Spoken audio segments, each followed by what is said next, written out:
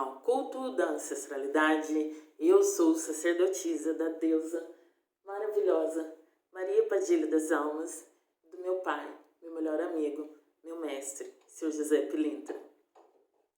E antes de eu começar a dar continuidade na segunda parte da minha história de vida, né, de levita a sacerdotisa, eu quero dizer para vocês que a minha força de querer compartilhar a minha história de vida íntima e particular com vocês é mostrar que Zé Pilintra, ele não é aquele guia que pede coisas ilícitas aos seus médiuns, não é aquele guia que simplesmente quer roubar a mulher dos outros, como em algumas cantigas, né, eu escuto aí.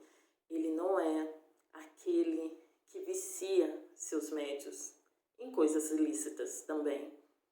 E não desce em terra para ficar sem camisa rodando de um lado para o outro. Nada contra, tá? É só para dizer que Zé Pilintra, ele não tem esquerda nem direita. Zé Pilintra, Zé Pilintra. E ele é um mestre. E ele salvou a minha vida. E dando continuidade, quando a minha irmã me tirou e foi me buscar, né? Eu já tinha saído da rua, já estava morando com aquele rapaz, bem mais velho que eu. E foi quando eu pedi, né? Aquele homem do chapéu branco. Eu queria sair daquele lugar. E fui pedindo, até que um dia minha irmã me encontrou. E sendo assim, foi por esse motivo, né? Ela já é evangélica, já há muitos anos. Eu tive que me adentrar na igreja evangélica. Mas não foi, assim, o corte da minha ligação com o Zé Pilintra. A gente continuou ligado. Eu lembro que muitas vezes eu sentava no banco da igreja. Eu sempre gostava de sentar no último banco. Eu olhava para trás, eu via ele na porta, via ele quando eu chegava na igreja. E isso me dava felicidade. Não me fazia lembrar do tempo que eu morava na rua.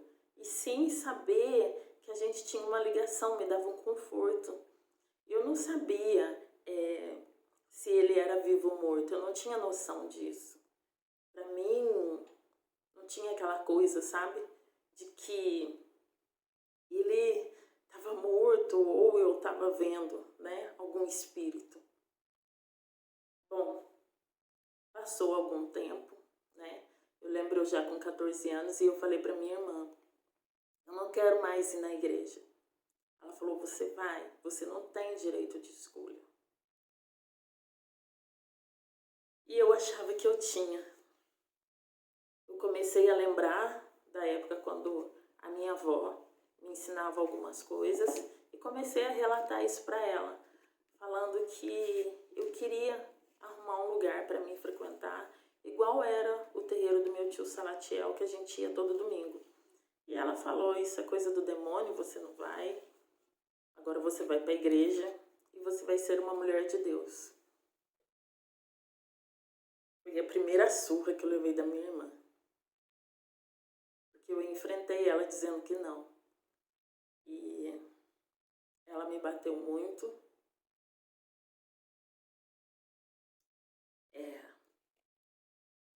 E eu resolvi, por vias de fato, continuar na igreja. Mas me dedicar mais. Foi quando eu comecei a ter algumas amizades na igreja. Porém, eu tinha que trabalhar.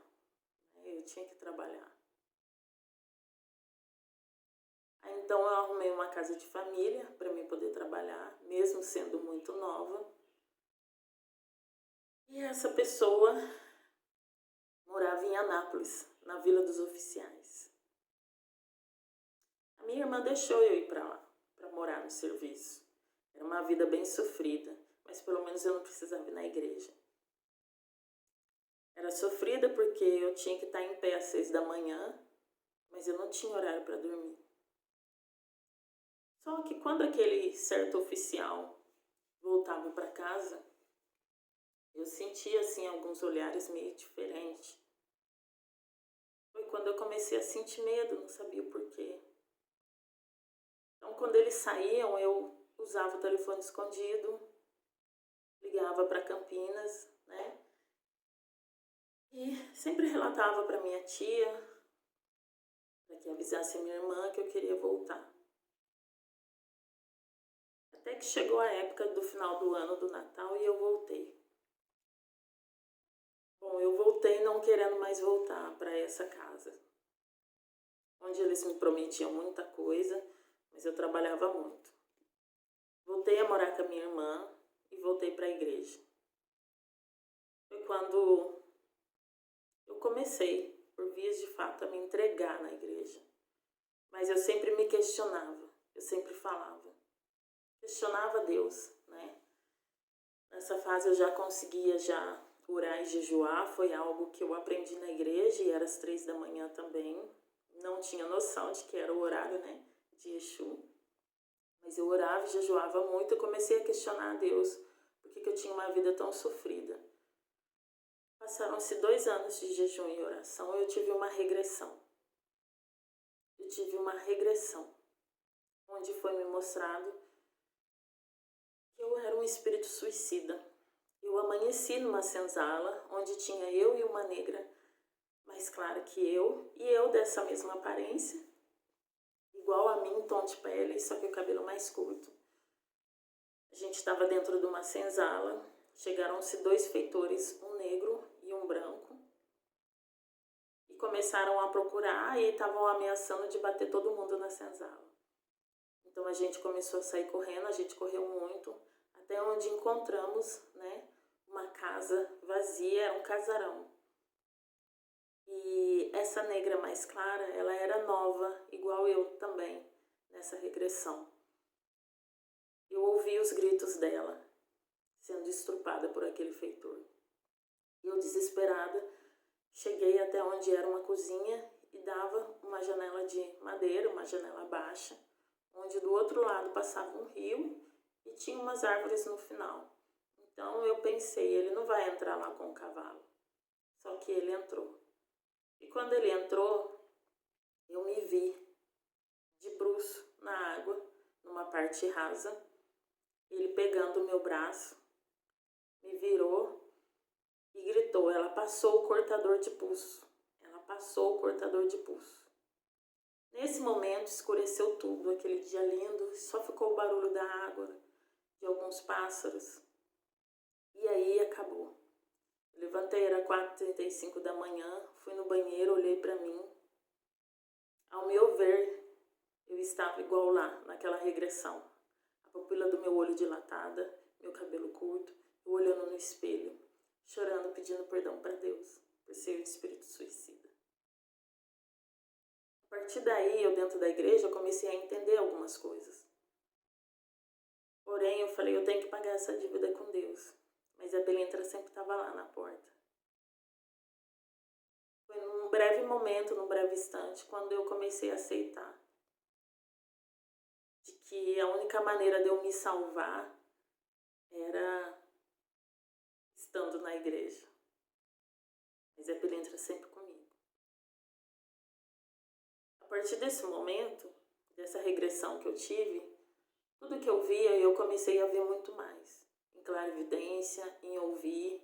Parece que algum tipo de portal abriu e clareou ainda mais. Coisas que eu só via na minha infância, quando eu era pequena. Eu comecei a ver. Eu comecei a saber antes de algumas pessoas falecerem. Eu sabia e via a morte. Alguns acontecimentos, até da vida da minha irmã, eu também sabia, mas tinha medo de contar a ela, porque tudo eu tinha que falar que Deus revelou, só que não era Deus que estava me revelando. E sim, coisas que eu já estava realmente vendo. Como eu não tinha muita noção e certeza de que se era como ou igual, né, as coisas que eu via de Zé Pilintra, eu resolvi me calar.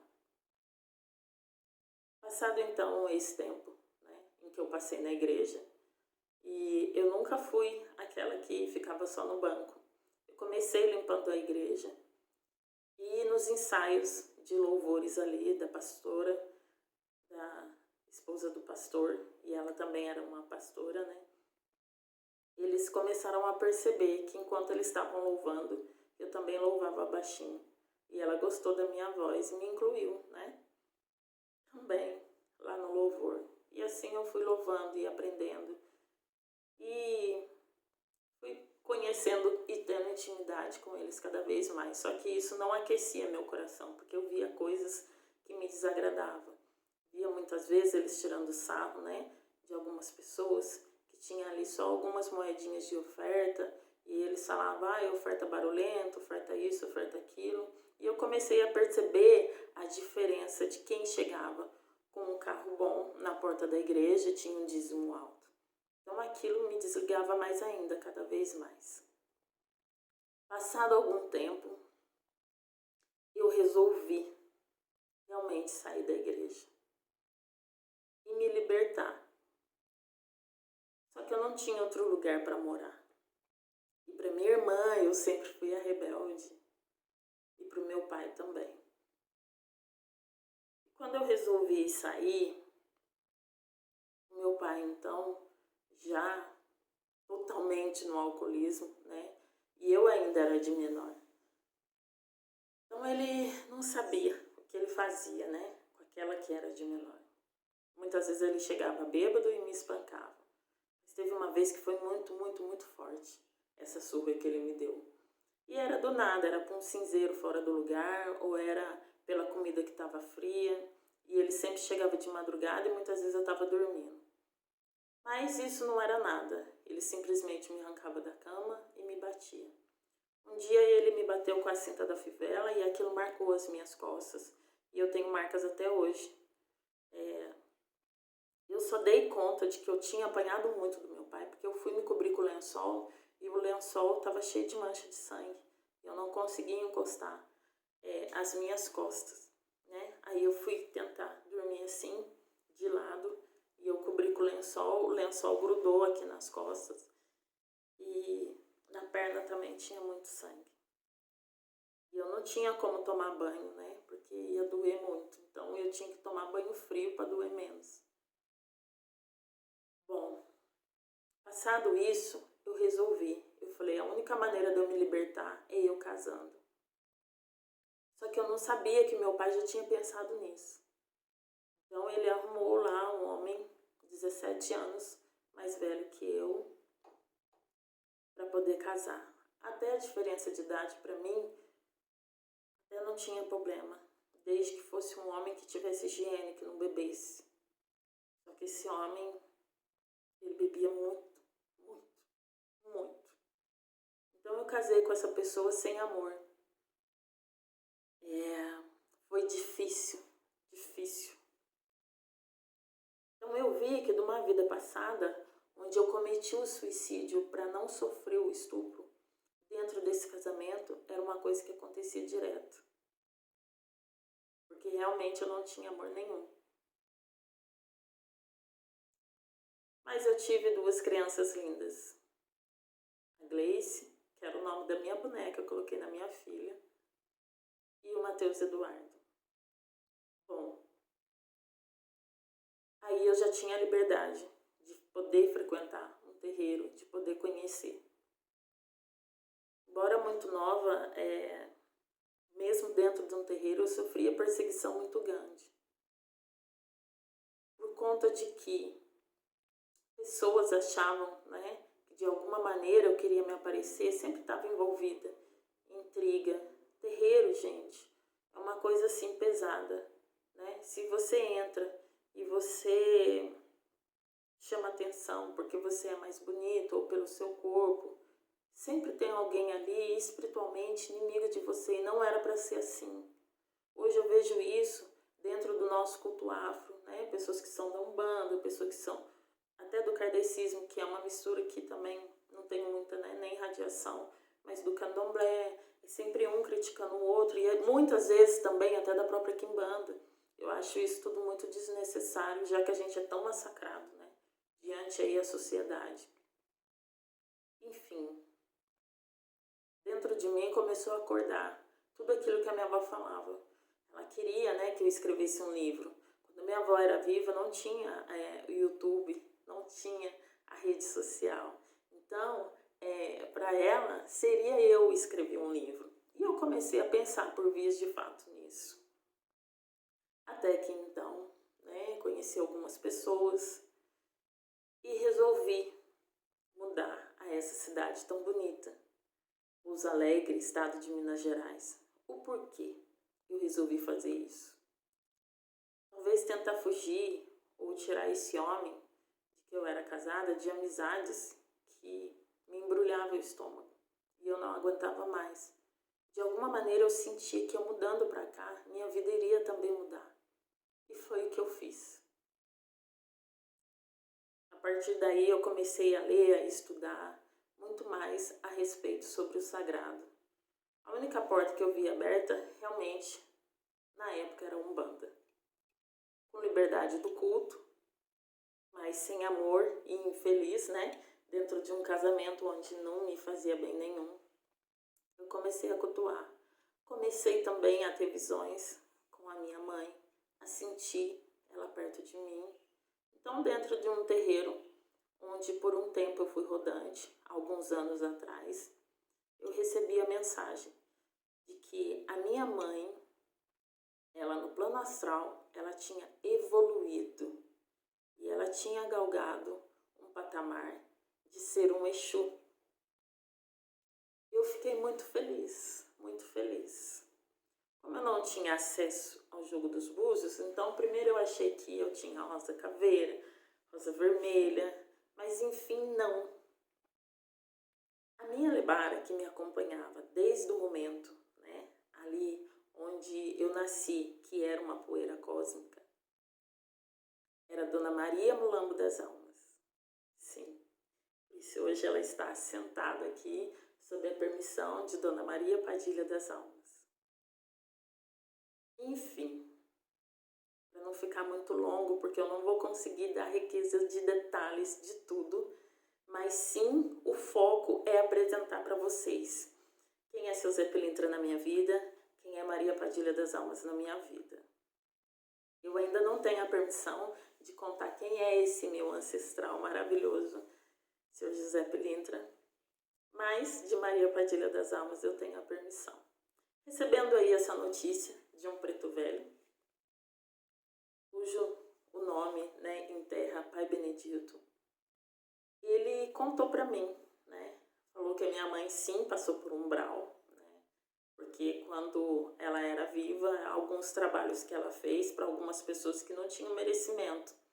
Por isso que quando eu me adentrei no sagrado, eu quis estudar o oráculo, para não cometer esse erro de fazer trabalhos ilícitos para pessoas que no momento chegam, falam uma coisa e depois vai ver outra história. Então aí, ficando sabendo que a minha mãe tinha passado pelo umbral, eu fiquei triste, chorei, mas enfim, recebi a orientação de que foi necessário para a evolução dela.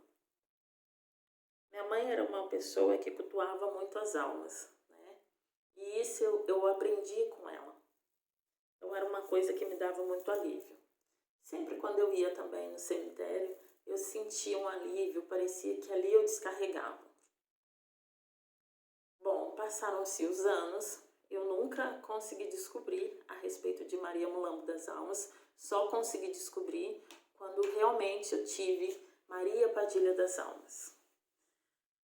Bom, como cada um, né, sempre no terreiro falava que eu era médium de rosa caveira, eu até sentia e eu via vários pontos e cantigas de rosa caveira, mas nunca incorporei ela.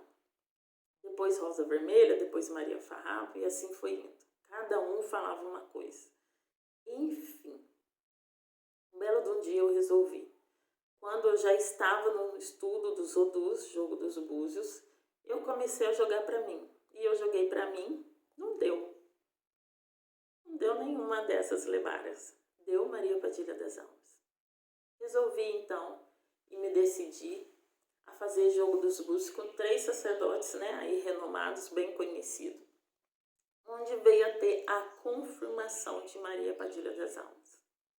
Passado 2 semanas dessas confirmações, eu senti a minha lebara. Aí eu comecei a invocar ela, eu comecei a chamar por ela e ela veio até a mim.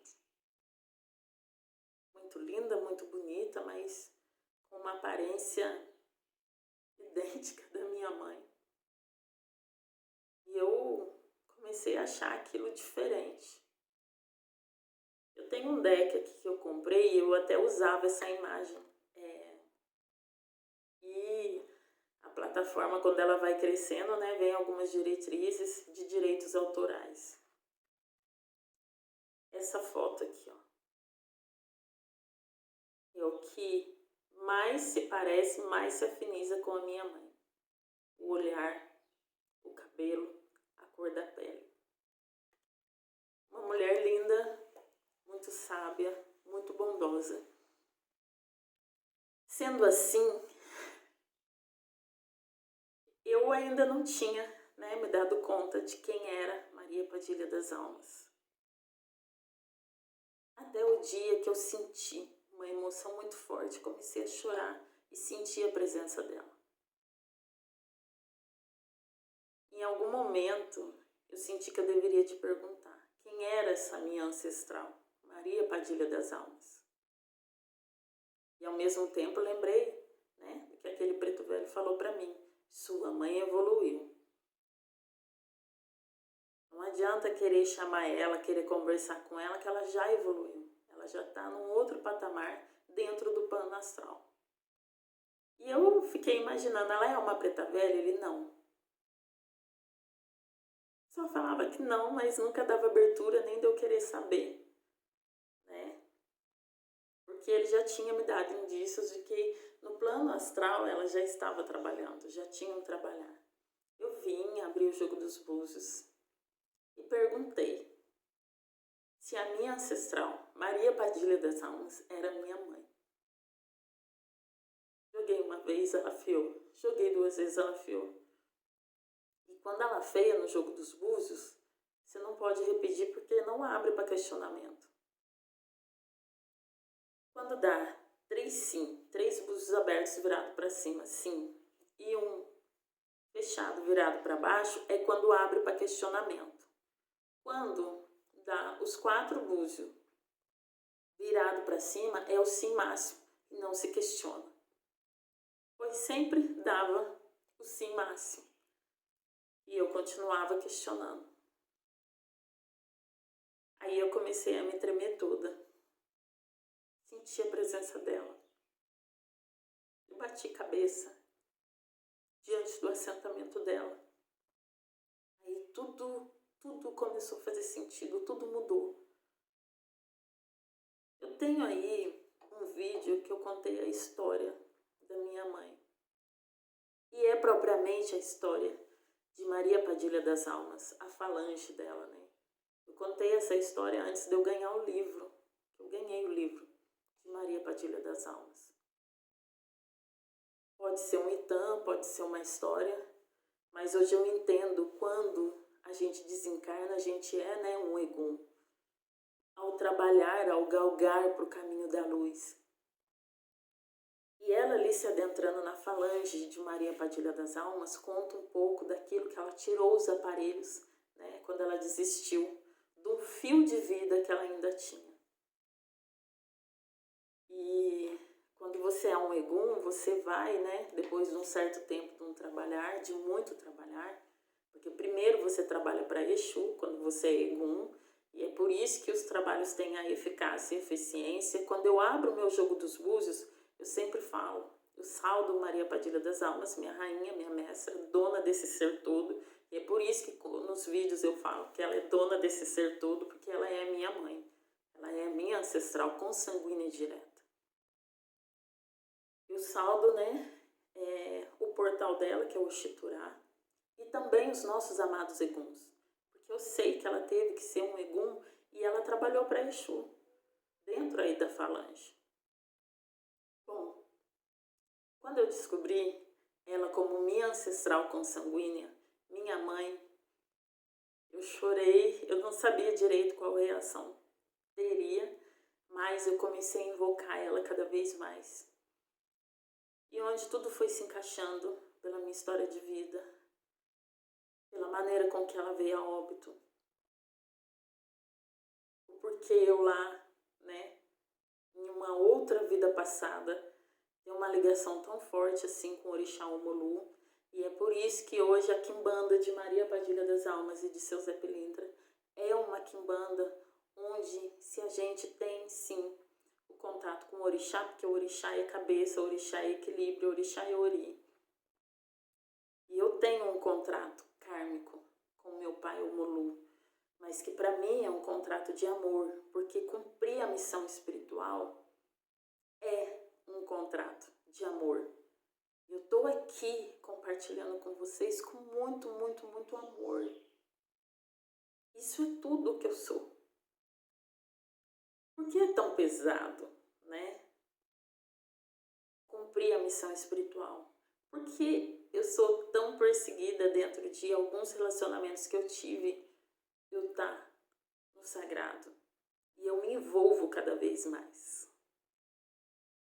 Porque foi muito chamado de Maria Padilha das Almas. E eu me adentrar dentro da quimbanda. E é algo que eu sempre tive ressonância com o Exu. Sempre, sempre, sempre.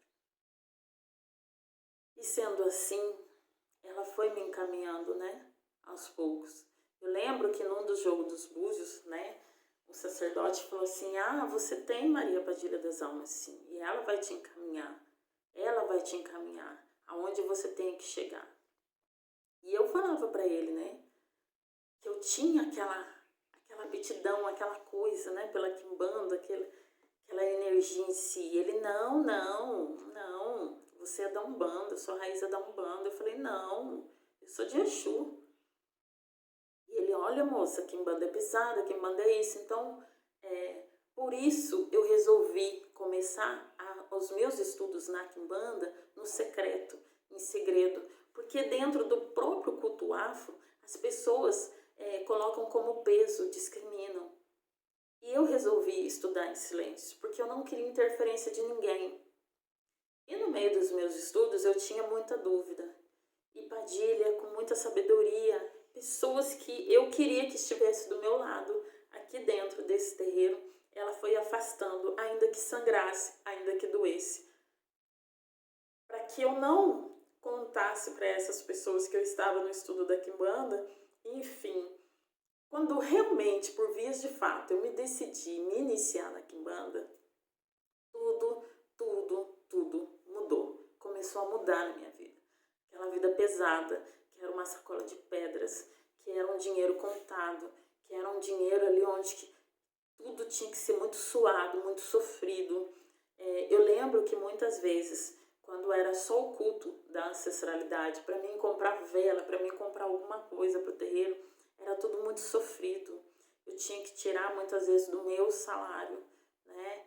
E às vezes isso pesava na minha cabeça, porque eu falava assim, poxa vida, né? É o meu sustento, é o meu dinheiro, e eu tenho que tirar, né? Das crianças, que era o alimento deles, né? Eu tenho que tirar deles para poder comprar alguma coisa para os guias, mas eu fazia meio que achando que aquilo era pecado, mas eu fazia com muito amor. Mas eu sei que Padilha, ela foi me encaminhando, né? E ela não queria que eu ficasse assim.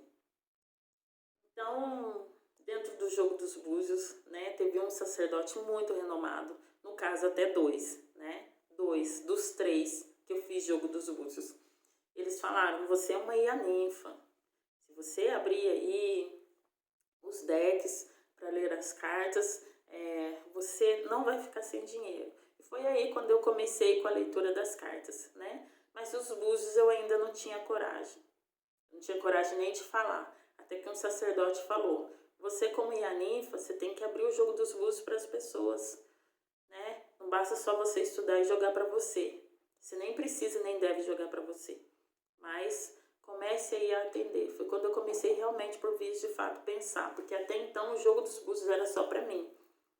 Era para mim não passar o que eu passava como quando eu era rodante de alguns terreiros. Nessa fase eu já não estava mais em terreiro nenhum, o terreiro já era aqui e era lá na sala, porque eu não queria me submeter, né? Dentro de um terreiro eu já fui queimada com bituca de cigarro, de pessoas maléficas querendo saber se realmente eu estava incorporada. Eu passei por muitas e muitas provações E dentro de um terreiro eu não aprendi nada.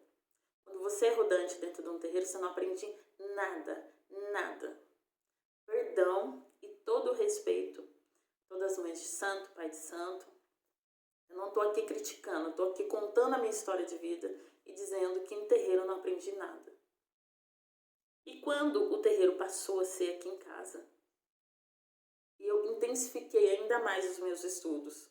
Sempre fui uma mulher só de trabalhar, estudar, trabalhar, estudar, trabalhar, estudar. Essa é a segunda parte da minha história de vida. E na terceira parte vai vir a junção Zé Pilintra, Maria Padilha das Almas. Maria Padilha das Almas, eu sei quando ela nasceu, eu sei quando ela desencarnou, porque ela é minha mãe. Zé Pilintra eu também sei quem ele é. Sei quando ele nasceu, sei quando ele desencarnou. Eu ainda não tenho a permissão dele, né? Seria Odara. Mas eu sei que no momento que for, com certeza vai ser também com excelência. Na terceira parte da minha história de vida, de quem é a Laís, eu quero contar com vocês, que vocês possam também assistir. Eu estou compartilhando com vocês para vocês saberem o que é um mestre, o que é um Exu na vida de vocês. Antes que eu soubesse quem era eu, antes que eu soubesse quem era Zé Pilintra, antes que eu soubesse quem era uma lebara, uma pombogira, eles já estavam na minha vida. E a minha lebara, antes que eu soubesse de Maria Padilha das Almas, era Dona Maria Mulambo das Almas. E, por incrível que pareça, eu assentei Dona Maria Mulambo das Almas aqui ao pedido de uma pessoa que, de repente, do nada, desistiu e foi taxativo, não quero mais esse assentamento. Onde eu abri o jogo dos búzios e perguntei à minha rainha, eu posso deixar o assentamento de Dona Maria Mulambo aqui? Mas já estava preparada para uma outra pergunta, onde eu deveria despachar. E ela afiou por 3 vezes também, que deveria de ficar. E é na terceira parte da minha história que eu vou contar um pouco de Maria Mulambo das Almas. Tá? E hoje eu cuido das duas e eu fico muito, muito emocionada. Porque sem Maria Padilha das Almas, eu não também seria a mulher que eu sou hoje. Porque foi pela força dela, pela garra dela, que eu continuo no sagrado evoluindo. Eu tenho meu filho, Daniel, né? Onde ali na terceira parte eu vou contar para vocês quando foi a primeira vez que, enfim, eu fui pressionada a sair do sagrado. E com muita vergonha eu conto para vocês. Por 7 dias eu fiquei fora do sagrado. Por uma pessoa que, incrivelmente, não me forçou, porque a decisão foi minha, mas eu fiz isso. E é com vergonha que eu conto para vocês. Mas eu venho trazer toda essa história para vocês, e isso eu vou contar na terceira parte do vídeo, que finaliza aí o vídeo da minha história de vida de Levita, né, a sacerdotisa. Eu quero ressaltar isso para vocês, para que vocês usem isso como exemplo. De repente alguém aí está passando por isso, né? E a espiritualidade, o sagrado, o Exu sempre esteve na minha vida. Mesmo eu sendo muito pequena, quando a minha avó, ainda em particularidade, me passou algumas coisas de ensinamento, isso lá na infância parece que não teve tanto efeito como teve quando eu realmente, por vias de fato, me adentrei. Mas eu quero passo a passo, nessas 3 partes, nesses 3 vídeos, contar para vocês, para que vocês saibam que quando você, lá no Orum, se pactuou, entrou num acordo, porque o pacto, ele é um acordo. Quando você selou lá a sua missão de vida aqui, você tem que cumprir. Porque senão a sua vida vira uma quizila, cheia de nó. E o porquê é importante o nome da sua pombogira, do seu Exu? O porquê é importante um sacerdote não ter medo de ficar tempo ali no jogo dos búzios, onde eu já passei mais de 10 minutos para trazer o nome de uma única pombogira. Imagina da escola toda. É compromisso, é missão.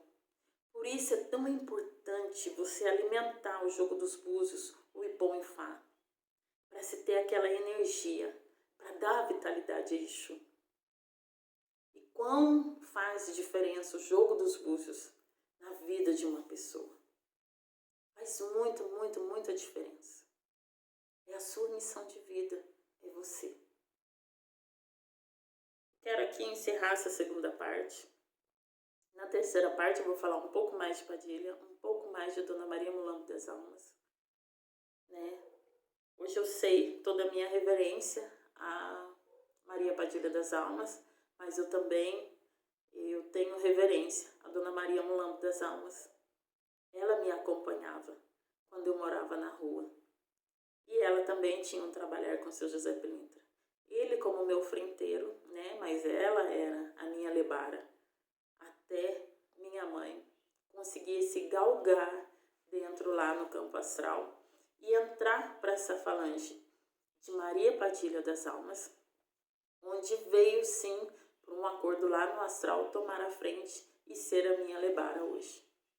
Eu mojuba a todos vocês, que você, assistindo toda essa história de vida da Laís, você possa crer e dar mais valor à sua escora e realmente queira descobrir quem é a sua escora. Eu vou falar também na terceira parte, finalizando aí a minha história de vida, o porquê eu tenho tanto amor na minha missão de vida. Vou falar assim do meu erro, né? Fiquei 7 dias fora do sagrado, renunciei ao sagrado por uma pessoa que não vale nem o chão que eu piso. Mas foi sim para o meu filho poder ter um pai, né? Esse mesmo que renegou ele por uma faculdade, por N pessoas, enfim. Mas é o assunto para o próximo vídeo. Quero que vocês continuem aqui, que vocês valorizem os seus. Para quem está dentro de um terreiro, não pode falar o nome do seu Exu, da sua pombogira, valoriza isso. Ele, ela são seus ancestrais consanguíneos e ancestral também espiritual. Olha o quanto ele te acompanha desde o nascimento.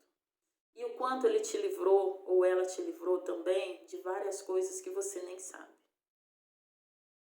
Você possa quebrar seus tabus, seus dogmas, seus paradigmas. Que assim seja, assim será.